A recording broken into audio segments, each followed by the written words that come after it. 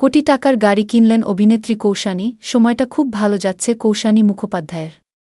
একের পর এক ছক্কা হাঁকাচ্ছেন নায়িকা। আবার প্রলয়, বহুরূপী, কিল বিল সোসাইটিতে কাজ করার পরে অভিনেত্রীর ক্যারিয়ারে সাফল্য এই মুহূর্তে তুঙ্গে। নায়িকার ছবির গান সোশ্যাল মিডিয়ায় ট্রেন্ড করছে।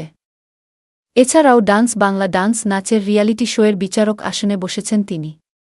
একের পর এক সাফল্য উদযাপন করতে এবার নিজেকে বড় উপহার দিলেন এই টেলিনায়িকা। সম্প্রতি নতুন একটি গাড়ি কিনেছেন কৌশানী। বাবাকে নিয়ে নতুন অতিথি বাড়িতে আনতে গিয়েছিলেন তিনি। পাশাপাশি কেক কেটে উদযাপনও করেছেন অভিনেত্রী।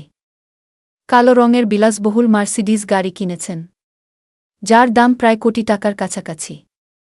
সোশ্যাল মিডিয়ায় নিজেই গাড়ির সেই ছবি ভিডিও শেয়ার করেছেন অভিনেত্রী। তারকা থেকে শুরু করে অনুরাগীরাও কমেন্ট বক্সে শুভেচ্ছা ভালোবাসায় ভরিয়ে দিয়েছেন।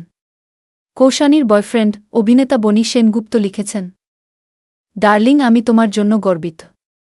আরও অনেক সাফল্য আসবে। এভাবেই চালিয়ে যাও। ক্যারিয়ারে বনি প্রায় কৌশানীর সমসাময়িক। তবু সাফল্যর নিরিখে তিনি একটু পিছিয়ে আছেন। এদিকে অনেকেই নেটমাধ্যমে ট্রোল করা শুরু করেছে অভিনেতাকে। তাদের বক্তব্য, বনি নাকি হিংসা করেন কৌশানীকে। যদিও অভিনেতার দাবি, তিনি কখনোই কৌশানীকে হিংসা করেন না, বরং প্রেমিকার সাফল্যে নিজেও উদযাপন করেন। প্রসঙ্গত, টলিপাড়ার চেনা মুখ কৌশানী মুখোপাধ্যায়। 2015 সালে রাজ চক্রবর্তীর পারব না আমি ছাড়তে তোকে ছবির মাধ্যমে টলিউডে অভিষেক হয় এই নায়িকার।